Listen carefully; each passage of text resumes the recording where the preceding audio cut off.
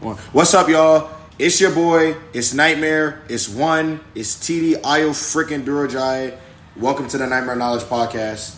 This is the last one, episode 11. Episode 11. I have three young, fine gentlemen here with me today, all on the offensive side of the ball, so you know what that means. We went and got busy today, and that's in fact what we did. One of the gentlemen here caught a blur. One of the other gentlemen here has been blurring all camp. And one of the other gentlemen, he was thrown as a starter in late last year. He's taking his first year as a full starter, and he's starting to come into his own. These three guys I'm very excited about, young guys who had the ability to contribute last year, but, now is the time. Now is the time. We're going to talk about pre-OC. We got Ocean City tomorrow. You know what that means. It means the pads is going to be popping. It means we got plays to make, and it means the offense always win. You know how Ocean City goes. But, without further ado, let's talk a little bit about practice. And then I'm going to have these guys tell a little bit about themselves. And, these are young guys, right? I want them to be able to tell you guys a little bit about themselves and then how they're going to contribute to this team this year because, we've been talking about a lot about how special this team is, how what we're experiencing is so different. Like, even today was such a special day. Like, a lot of older guys struggling to find housing on campus, this, that, and the third. Coach Fonte literally gave the whole team the rest of the day off. That shit was lovely. I couldn't believe it. Never have I seen this before. But, this team is rested. This team is stacked. We got depth at every position. And I'm excited about what this team has, in store for them this year. It's going to be a special year. It is what we're going to make it. I think we have the talent to compete with anybody on the national level. But it starts by getting better each and every day. And, Ocean City is kind of like how we close camp, how we kind of bring everything together. And hopefully these three guys are going to be the reason why tomorrow the offense continues to do what we do, and that is win and blur. That's our favorite color, BLURR, blur. And speaking of blur, I would call him the founder of blur because prior to him stepping foot on campus, I didn't know what a blur was. But now we do it regularly on our offense. And he for sure contributed today. This is my guy, A.J. Antonio Johnson. The Florida boy. Y'all know who he is. He going to tell you who he is. I know who he is. It's time for y'all to know who he is. This is a guy that's been on our team for the last 2 seasons. He's about to be a junior, but, he's going to go out there and he's going to make plays. He's a guy that you may not know about, but he's going to let his play do the talking. But without further ado, Antonio Johnson. What's good, y'all boys? Your boy EJ, feel me, checking in. We just talk about process right now, process how the team doing, progress and all that. I feel like it's a constant battle on each side of the ball. Even in position groups, I feel like it's never a time where you can just settle down and feel like you settled in. I feel like each and every day we getting better and better, pushing each other, whether it's older guys pushing young guys or young guys pushing older guys. I feel like as a team we're growing, and it's a steady battle. Yeah, you talked about process, give the audience a little bit of a taste of what your process has been like. I mean, you and I have talked. You've had a very unique process, not even just at Villanova, but even on your way up to Villanova, coming up as a young prospect from Florida. Kind of tell the audience about, yourself and, the process that you went through and the patience that you had to have, as you're preparing for your time to be ready. And now that your time is here, what are you going to do to shine and show everybody that you've been ready for this moment since you got here? So I feel like my process was a little different from others. I came in injured, tore my ACL, MCL, meniscus my senior year of high school. So I came in with that knee injury, fighting that battle. Slowly started progressing from that knee injury. Faced a little bit of adversity, not being able to do certain things that I was usually used to doing. So just having to keep that mindset of, just keep fighting, keep doing what you've been doing, and just knowing that it gets greater later. All glory to God, though. Couldn't do it without him because, these constant battles that I was facing, just knowing that I was in a dark place at sometimes and that I need to look towards him. But coming from South Florida, it's just a lot of competition, and coming up here just knowing I had to compete each and every day. So nothing new. It's just something that I just knew I had to do. And as of right now, I feel like I'm being faced with a lot of competition right now. Got guys behind me like Mitchell Bothwell pushing me, Jamarcus, Justin Marcus, young guys like Nolan Clayton that's still coming in and working. So I feel like there's a lot of guys that give me this push, and we're still fighting between me and other guys. Yeah, AJ, I really appreciate you giving us that. And, my advice to you is last year, right, we had a tight end that you had to, spend some time behind. And, he didn't really bring some of the aspects that you bring to the passing game that you bring. And, my advice to you is just remain patient. Our quarterback isn't used to going on third down and finding a tight end that's open. And, there's going to be times that you're going to be open and you're not going to get the ball. Still be patient. Today, you got your chance. BLURR, blur, all caps. It was there today. Blur. You could hear it from, I don't know, anywhere on campus. You probably could have heard it. He was so wide open, ass naked, butt booty, by himself. Touchdown, blur. Ty was not a tackle. I'm sorry. You was not bringing him down. Sorry. You was not. But, AJ, I just want you to continue to be patient, bro. The talent is there. You put the work in. You stayed patient. You have God in your life, bro. Continue to remember what got you here, bro. Don't let that chip get stale, bro. Because when you touch that ball, I expect greatness, bro. You and I talk all the time, bro. I'm going to always push you. You're like a little brother to me, bro. I never lose your confidence. Never lose that chip, bro. You're going to be someone that helps us win. I know it. If we want to be what we want to be this year, you're going to have to be a part of it. So hopefully you and Connor develop that connection more and more as the week goes on, because if we want to win a championship, we're gonna have to have a tight end that stresses our pass game vertically. And talking about our pass game, Connor needs time to throw the freaking ball. And the left tackle is a very, very important position, y'all. It pays well. Y'all know Trent Williams. Y'all know Mekhi Becton. Y'all know Laramie Tunsil. Y'all know the left tackle position is vital. And last year, as a sophomore, redshirt freshman, so really a freshman, you had to come out Stephon Voltaire. You had to go out there and you had to step up and play the most important position on the offensive line. You did a hell of a job. Now you've gone through spring. You've had time to adjust. You've had time to really get used to playing that position. What aspects of your game are you going to bring to this offensive line this year as a full-year starter that's going to make the difference for us this year? Definitely, like you said, like, quarterback needs time, and I feel like my biggest aspect is I'm very athletic on my side. I played lacrosse my whole life, so like my feet has always been quick, always been like having high motor. So definitely in the pass game, he's gonna have all the time in the fucking world. He gonna get that ball off to AJ.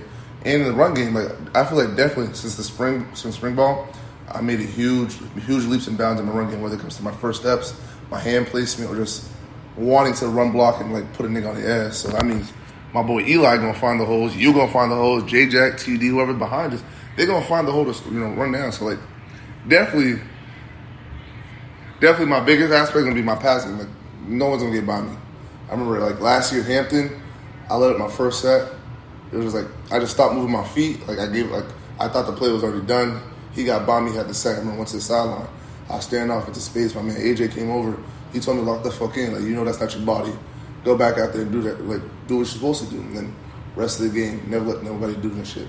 Next game, we had William Mary, Nate Lynn, CA Player of the Year, John Pius, Defensive Player of the Year. Them niggas not getting by me. Because I don't think no one can ever really get by me for real. I really got me versus anybody. So I feel like my biggest aspect is going to be like my pass play. Yeah, Steph. And talking about the pass game, like, you being a young guy, like, time has fly. Like, you're in your third year as a student, second year on the field. Like, what do you think? Like, I talk about Coach Devine all the time, like, amongst, players on the team and, amongst other coaches. Like, I really like the way he develops players. I like the way that he has a relationship with you guys, like the way you guys respond to him, especially somebody like you, somebody who just is always on go, go, go. You need that person that kind of brings you level and allows you to understand the game and nurtures you, and that's what Coach Devine does for you. So what do you think you've learned most from Coach Devine in your 2.5, 3 years here now that has prepared you for this moment to be a starter for this team? Definitely the biggest thing is, like, coming out of high school, I only played the 1 year of, like, football. So Devine really had to teach me everything about the game, how to read the defense, how to, like, just, like, see the whole game. So I feel like the biggest thing he's definitely taught me is not just looking at the down lineman in front of me, but looking at, is that corner capped? Is he a potential threat to come off the ball? And just, like, looking to, like, seeing, are they in cover zero? That means there's probably a blitz coming. Just seeing things of that nature, not just, like, being blindsided by the big guy in front of me. Just looking beyond that, looking through the play to actually get to the right place. So Coach Devine is really big on not just being able to block what's in front of you, but be able to see the flow of the game, flow of the play, to make the right decision preactively so that you can, allow the holes to be made or make the correct blocks in pass pro. So I feel like that would be definitely the biggest thing he's taught. Yeah, and with that being said, like, this knowledge that you're gaining, Coach Devine's a very knowledgeable person. You're around guys like Corby and Torres who have been in the offense for a long time, guys like Jake Picard who are very intelligent. My challenge to you would be like, you have to challenge yourself. Like, I tell Tammy this all the time. It's not going to be a lot of guys that can literally line up against you and be like, I'm better than you. Like, as an athlete and as a football player. So that tenaciousness, that nasty, that drive, you got to have it all the time, even when it's not convenient. When we play Lehigh, whether we're playing Lehigh or we're playing UCF. Because I know when we play UCF and you see that dude across from you, number 88 or 33, it don't matter who it is. Your job is to block him and put him on his butt. I don't care who he is. So it's got to be that all the time. Because when you do it all the time, it's just going to come. And it's like, I don't want, like, I know, like, you a nasty dude. You play with high energy. Don't change, bro. You see me on the field. I don't stop either. So you're not allowed to stop. You got to go. And once you start going, bro, everybody feeds off their offensive line. I be so hyped because y'all be blocking so hard. And I be seeing y'all work. And I see y'all get nasty. Like, watching you and Corby work and Temmie work and Nick work and Jake work, that is fun. And we like scoring touchdowns. And speaking of scoring touchdowns, a man who has become accustomed to scoring them more often in practice, my youngin, Eli Smith, straight from Texas. You know, what he's doing at Villanova, I don't know, but I'm glad he's here because, you know, me, J-Jack, and D-Will can't tote the rock forever here. Somebody got to carry the torch, and I think he's going to be the one. He's been a guy that's, you know, taking a lot of pressure of being a freshman that has to replace these three guys at some point. Somebody who had to learn the whole offense immediately. Somebody who's made huge strides from year 1 to 2, and is a guy that I expect to contribute not only on special teams, but down the road he's going to have to run the ball effectively for us. And he proved that he could do it at a high level for us last year. Guys, Eli Smith, the man, the myth, the legend. He's going to tell you a little bit about himself, you know, the progress he's been making towards camp, and, you know, kind of like the things that he wants to see himself do this year. So, ladies and gentlemen, Eli Smith. What's good? This is Eli.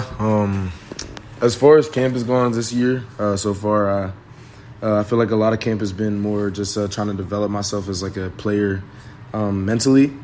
I had to learn stuff such as like the blocking schemes and stuff like that on various run plays, which I've never had to learn before or know before. And I'm starting to understand and realize how it affects my runs and where the hole might open up and stuff like that. And then also like just developing the playbook within myself, just knowing like where I'm supposed to be, like alignment and assignment, when, where, how I'm supposed to do it. And it's just getting more accustomed to the offense as it is.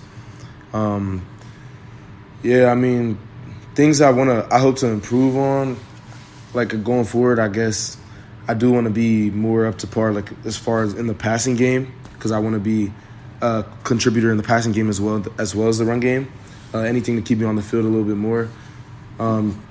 I would say, as far as the run game goes, like it's a whole bunch of potential in the room right now. I mean, between the three older guys, me, my class, so Zay and Julian, and then the freshmen, Zay and Jabril, it's a whole lot of talent. So the junior year, whenever it's time for them three to pass the torch down to us, it's on me to help them learn the playbook and on us to all work together and be able to make the team and keep it up to the standard that we hold.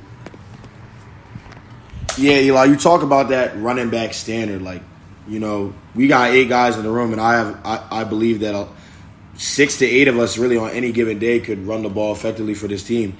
And, you know, you being a guy that has, ever since you got here, had to prepare like a starter, not knowing how many reps you're going to get in the game. Like, tell me, like, how this year, like, you know, that's a role I had to play at some point in my career too. But what are you going to do to stay ready? Because, bro, you know your time is going to come at some point. What are you going to do in that time where you're being patient, where, like, is Coach Boner going to put me in a game? I know the whole game plan. There's going to be times where you sit down and be like, I know the whole game plan. I rep these routes better than these guys during the week. What are you going to do when those reps may or may not come in the game? How are you going to stay ready and be prepared to help this team at any given time?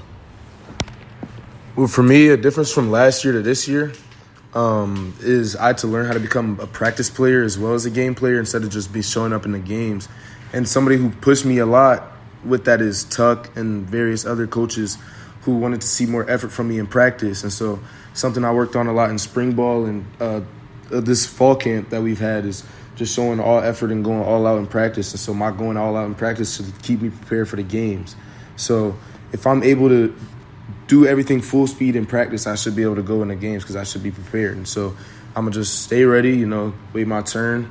Just got to – because it's up next year, so I just got to stay pacing, If I go in the game, I'm going to capitalize on my opportunity, and that's it. Yeah, and I love how you talked about opportunity. Like, your opportunity may or may not come this year. And my advice to you, Eli, is like, bro, you got to stay ready, bro. Like, I've seen you play football enough to know that you're a baller. Like, when you get in that game and you have that pill, like, one thing, like, I want you guys to understand, like, running backs, like, when we have that ball in our hands, like, it's different. Like, when that hole is in front of you, when you're watching your offensive line go to work, like, you turn into a different animal. And Eli, when you get that ball, you have to turn into an animal this year. It's no other choice. Because when you make a play, it's got to be like, how quick can I make the next one? Because that's what's going to get you on the field. And I promise you, bro, special teams is going to be how you're going to help this team, in addition to the offense. So in that same breath, I want you to stay ready, but I don't want you to sit here and thinking, oh, next year's my time. No, your time is now, because we need you to win now. So I want you guys, all three of you in the room, like, your time is now. Like, you guys are not youngins no more. Like, Eli, you're the youngest one in the room. You're a sophomore, but you guys are not youngins no more. We need y'all to win now. This we over me is a 93 out of 93. It's full compliance. We need everybody. So, we're going to wrap this episode up, but, we have Ocean City tomorrow, right? So I kind of want to talk to these guys, like, what do you want to see out of yourself at Ocean City? And, Ocean City isn't make or break, but, it's an important practice. But what would you guys like to see out of yourself? We'll start with AJ. We'll pass it around. And, what do you guys want to see out of yourself in OC? And what do you want to see from OC trickle into the season? First, I want to start with what I want to see out of myself. So I think, like, little things that I've been working on, such as, like, footwork and hand placement, leverage, things like that is, like, things that I've been working on since I've got here, just progressively getting better. And once I get it, like, all down pack, I feel like it'll progress into the season, like, trickle on into the season, open up runs better, just working on these trail blocks that we've been working on, like, everything that we've been working on as a team, as a whole, personally, anything and everything just needs to come together as one. I would say as far as me for Ocean City, this is Eli back on the phone. But as far as me for Ocean City, I would say I want to see myself. I really just want to see myself just apply everything that I've learned in the like facility with Fletch, where he's going through different stuff with me. Like, I guess from, like, reading the defense and seeing, like, different shades and stuff like that, because I didn't even know the shades until a week ago, and so I just want to see myself apply those, and hopefully the game slows down a little bit more for me. It's already slowed down a lot since freshman year, and so I just want to see it slow down a little bit more for me, stay within myself on my cuts, make sure I don't panic or anything like that, just ball out. For me especially, this is going to be the first time that the O-line goes more than 4 plays at a time. So going in a 10-play set without any substitutions, it's really a time to see how my stamina has been, how I've been maintaining my fitness, and how I can block on those longer drives where it's a 13, 14, 15-play drive, how consistent I can be from play 1 all the way through play 10. And that'll really show me what I need to work on for the upcoming season, because we're not going to get 4-play touchdowns every time. We're not going to get 2-play touchdowns every time. There's going to be long, drawn-out series where I have to be the same guy from play 1 all the way to play 18 so we can score that touchdown. Yeah, guys, thank you guys again. First of all, thank you guys for, wanting to be on this podcast. Thank you guys for sharing with the viewers, like, a little bit about yourselves and, where you see yourself helping this team, because not only do I want you guys to come on this podcast, but to tell everybody about who you are. I want you guys to kind of speak shit into existence. I think there's a power in manifestation. I think there's a power in seeing, like what Father Rob says, like, see what you believe and become what you see. Like, there's a big thing in belief, and I believe in all 3 of y'all. I think all 3 of y'all at any given moment can help us win a game. So each and every day when you guys continue to tap that rock, when you guys continue to improve and grow, like, you guys talked about growth a lot, talking about application. Like, Asia, you didn't talk about your growth over last year. You talked about the growth since you got here. Steph, you didn't talk about the growth from last year. You talked about the growth since you got here. Same to you, Eli. You've only been here a year, so this is year 2. But you guys keep talking about growth. And that's all this team has been doing, growing together, growing independently. Each and every day we're having an opportunity to grow together and independently. And the more we do that, the closer we are going to be to our goal. And I'm telling you, we want to win a championship. I smell it. I feel it. There's greatness not only in this room with me recording this episode right now live, but it's greatness on this Villanova 2023 football team. And I'm going to tell y'all going to see it before you really even, I don't even know. Like, I can't explain it. Y'all going to see it. Y'all going to see it at Lehigh. Y'all going to see it at Colgate. Y'all going to see it at UCF. Y'all going to see it at Rhode Island, 1 through 11. And then we're going to earn our rest. So until then, we're going to keep tapping that rock. We're going to keep pushing the envelope. And we're going to keep trying to expect the best out of ourselves. We got a scrimmage to win tomorrow as far as I'm concerned. It's a game-like atmosphere for us. We got to go out there and attack. And the bomb's going to be away. And these guys is going to be I'm going to have a conversation with them tomorrow about how they helped us and contributed to us having a great practice. So until then, y'all going to have to sit on that butt of yours and wait till tomorrow night for tomorrow night's episode 12. But till then, we got some winning to do. My guys here got some resting to do. And they have a lot of helping to do for this team this season. And I'm excited to see what they can do. I'm going to catch y'all tomorrow. We Over Me 2023 Loyalty Club. Hey, it's not for everybody. Catch y'all tomorrow. Peace.